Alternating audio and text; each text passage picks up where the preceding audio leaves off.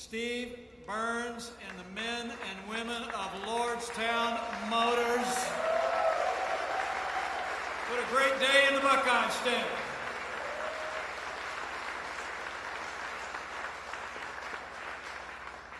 You know, it really is an honor to be here, to be able to drive up and help unveil what will soon be the first fully electric pickup truck on the market in the United States of America. Ladies and gentlemen, I give you the Lordstown Endurance.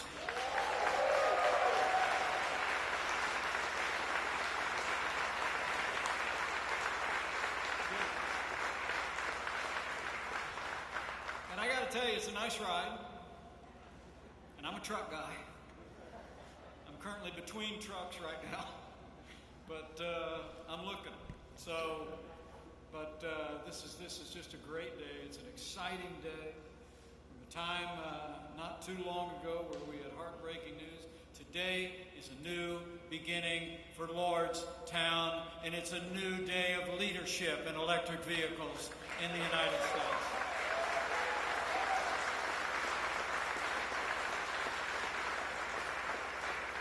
It really is great to be with all of you. And on my way here today, I got a phone call as soon as I landed from a friend of mine. He heard I was headed to Ohio. I think he sounded just a little bit jealous. He's a man who loves the state of Ohio, and he has been the best friend that automotive manufacturing has ever had in the Oval Office. I bring greetings from the 45th President of the United States, President Donald Trump.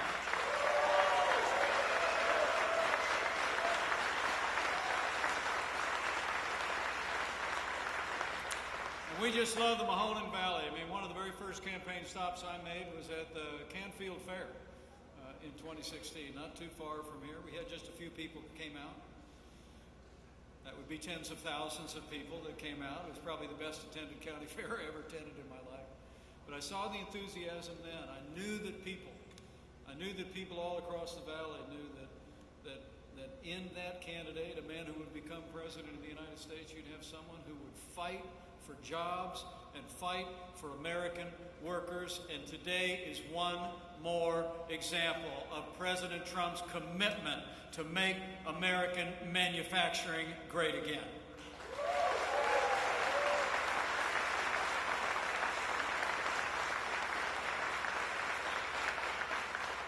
I want to thank all the distinguished guests who are here with us today. You know, they're working with Senator Rob Portman, working with your great governor, Governor Mike DeWine, and others. This president went to work right after the people of Ohio said yes 3.5 years ago. We cut taxes across the board for working families and for small businesses. We rolled back more federal red tape than any administration in American history. We unleashed American energy and the kind of energy innovation that you're going to see in the Valley now for decades to come. We fought for free and fair trade and the values and ideals that have always made this country great. And on every single promise, President Trump delivered for the people of Ohio and the people of America.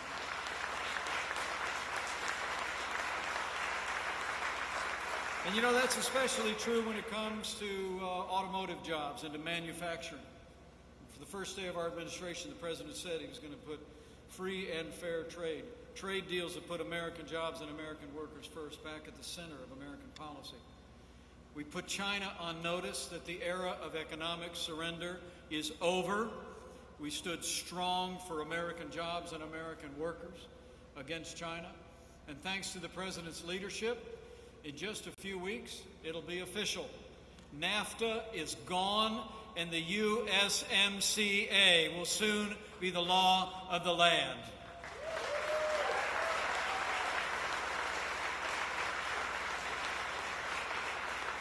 And it puts American manufacturing, American workers first. I mean, if you didn't know it, under the USMCA, 75% of all automotive parts have to be made here in North America, and 40% of automotive parts must be made by workers making an average hourly wage, essentially the average hourly wage of the United States. That's how we're doing it, folks. That's how we have taken the incentive that was in NAFTA to move jobs south of the border. That's all gone. We're going to keep automotive jobs growing right here in Ohio and right here across the United States.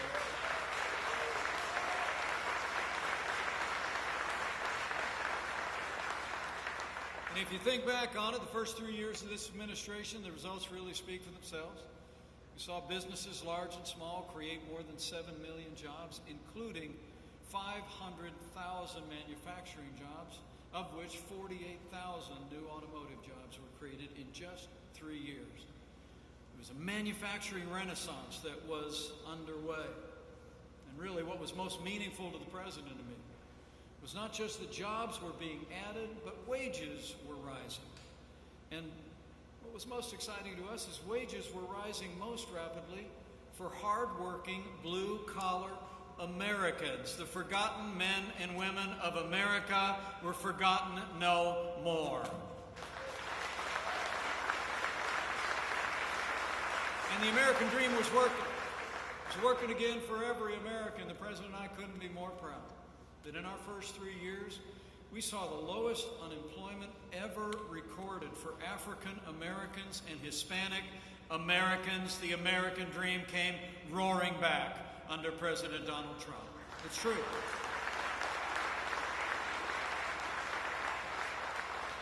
Our economy was on an incredible roll. The stock market setting records, jobs being created, wages rising. And then, as we all know, then came the worst pandemic in 100 years to strike our country from overseas. But in the midst of that, as the head of the White House Coronavirus Task Force, I can tell you, every step of the way, President Trump exercised the kind of leadership that every American would want. Decisive action. I mean, literally, before the month of January was out, he stood up a task force bringing a whole of government response prepared. But even before, the first coronavirus case was transmitted from one American to another. This president suspended all travel from China into the United States of America. He put the health of America first.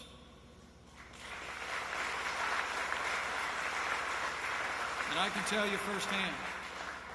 you firsthand, the president's decisive action on that January day bought us invaluable times to stand up a national response. And in that time, from here in Ohio and all across the country, you saw it.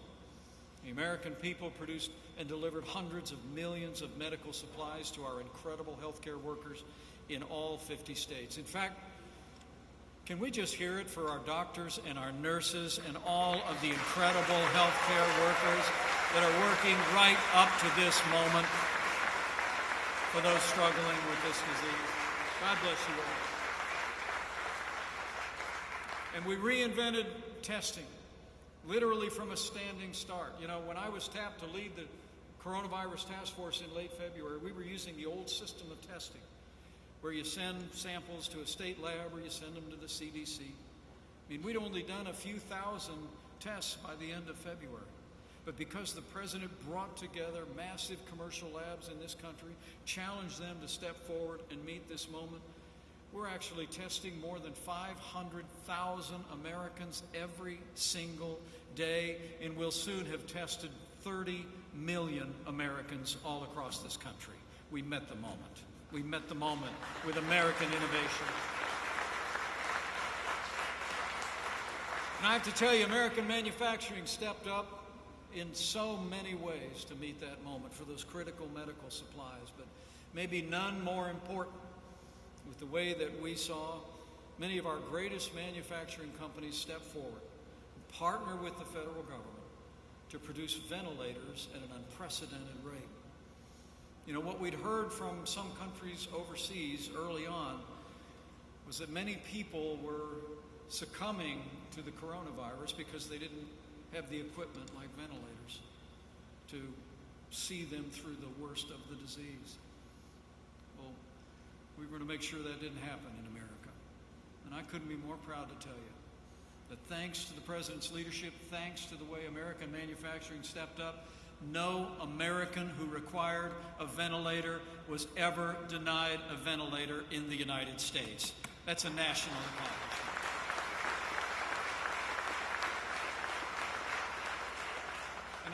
And we met this moment. We met this moment, I believe, with compassion and ingenuity. We saw the people across Ohio and across America put the health of their family and their neighbors first in those 45 days to slow the spread, and the people of Ohio have continued to practice good common sense and good hygiene in the progress that you've made.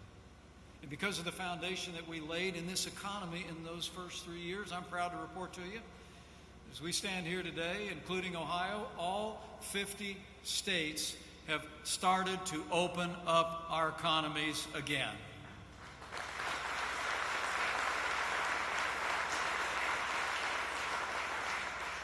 And while you see in the news over the past week or so, we have rising cases and outbreaks in several southern states, I want to assure you that our task force and our entire administration is working continuously with leaders in those states to respond. I'll be traveling to Texas and Arizona in just a few days to meet with the governors and health officials there.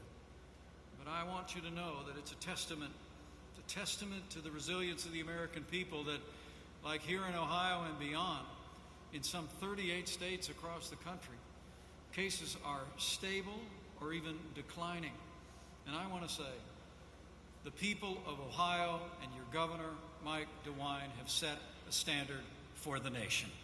Thank you for leading.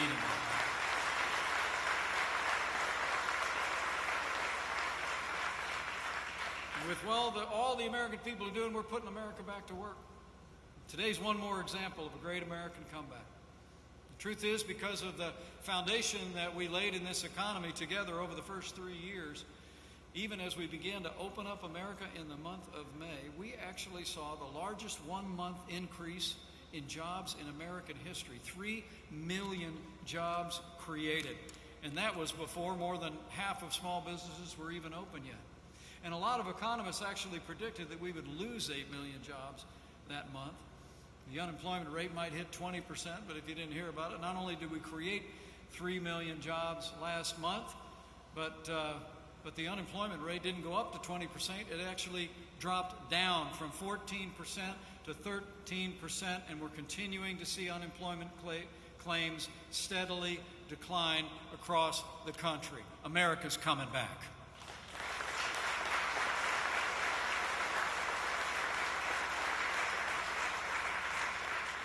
We also know the American consumer is out there rolling and getting this economy going. Retail sales soared just a few days ago by 17.7%. That was also the largest monthly increase in sales in history. So the recovery is on, which makes it even more timely and more appropriate to be here at Lordstown Motors, a part of the great American comeback.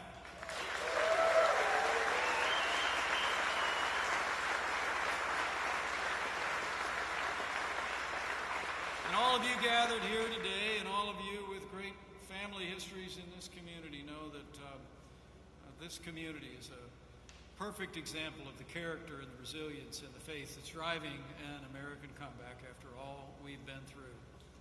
I mean, when you think about the storied history of this community and even this facility, endurance isn't just the name of the pickup truck.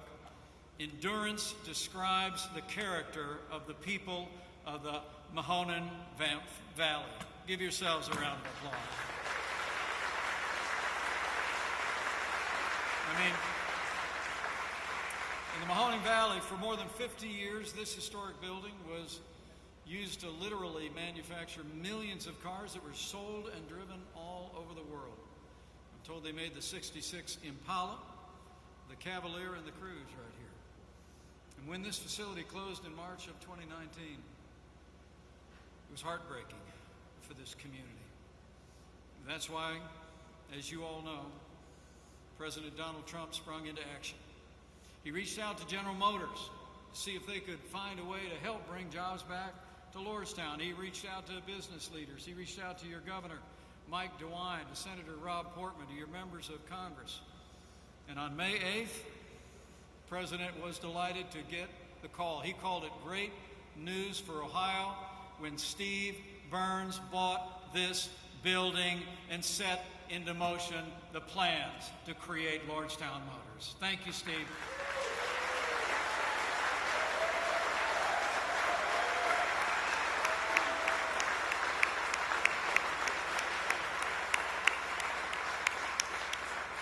one more time for Steve Burns. Thanks for stepping up and starting a new chapter of history here in Lordstown. And they were walking me through this place, and it's just incredibly impressive. Many of you have history working here. You see the incredible assets, but they're retooling it. They're retooling this historic facility. I met with a lot of the engineers that designed this vehicle, and I met with the team that's retooling this to manufacture these electric pickup trucks. And soon you're going to continue that Mahoning Valley tradition of world-class auto manufacturers. American workers are going to turn to American steel with American trucks made right here in Lordstown. You know, back when I was governor of the state of Indiana, I used to say, out here in the heartland, we do two things well. We make things and we grow things. And thanks to the resilience of this community, thanks to the innovation represented here today, once again, Lordstown's going to be back big time in the make things business, and you're going to make history right here at Lordstown Motors. I believe it.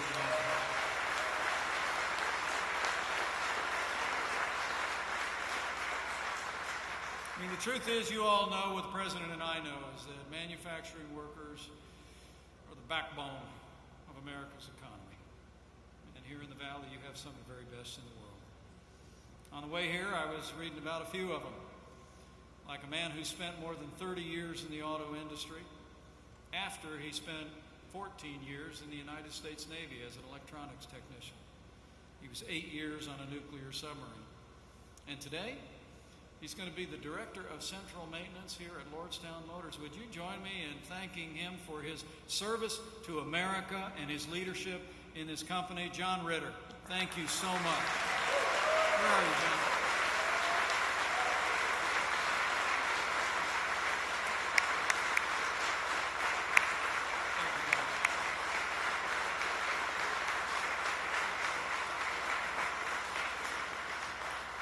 Thanks for your service, John.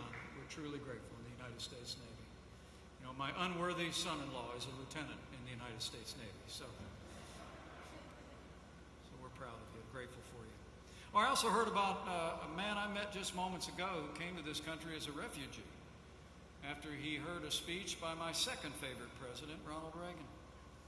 He spent more than 20 years in the auto industry. He's worked his way up to the top management positions in 3 major companies.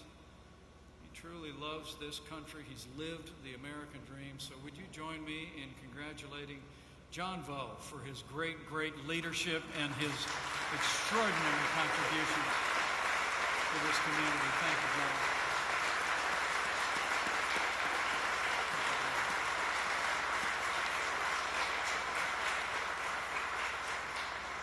But I mention John Ritter and John Vo because they're really emblematic of all of you in this community, and all of you who are involved with Lordstown Motors today and will be involved in the years ahead. The truth is, you are leading a comeback here in Lordstown. You're leading it on the basis of character and resilience, a reputation for professionalism. And you're leading it on the basis of faith. I mean, you all know, and people of the heartland know, that for all that we've been through, that the best days for this community, this state, and this nation lie ahead. And I want to thank you so much for your example in these challenging times. And there is great opportunity ahead.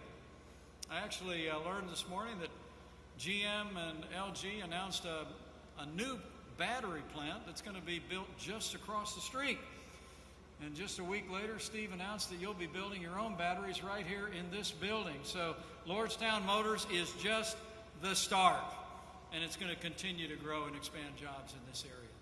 And with the help of, well, you can applaud that. I think that's really big news. Thank you. And with the help of Coach Jim Tressel, I know you're working with Youngstown State to provide on-the-job training for talented engineers and technicians of tomorrow. Can we hear it for Coach Jim Tressel and that great school? Thanks for partnering. Thank you, Coach. And there's a great promise. We only got one truck here on the stage, but Steve actually told me that they've already pre-sold 14,000 editions of the Lordstown Endurance truck. It's ready to be made here and shipped out of here. What a great start.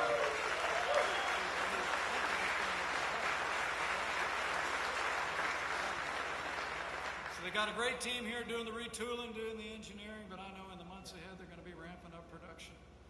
Steve was telling me by about this time next year they plan to hire 500, 600, 700, 800 people in this community and turn this factory all the way back on. It really is going to be a transition to greatness back here in Lordstown after a heartbreaking day in 2019. To see this kind of a comeback, I hope you see it's a testament to the confidence that the people of this company have in the people of this community. It's tribute to state leadership, to a governor and to state officials that we're not going to leave Lordstown behind. It's a tribute to a president who was not shy about letting his feelings be known about the future of Lordstown. Am I right?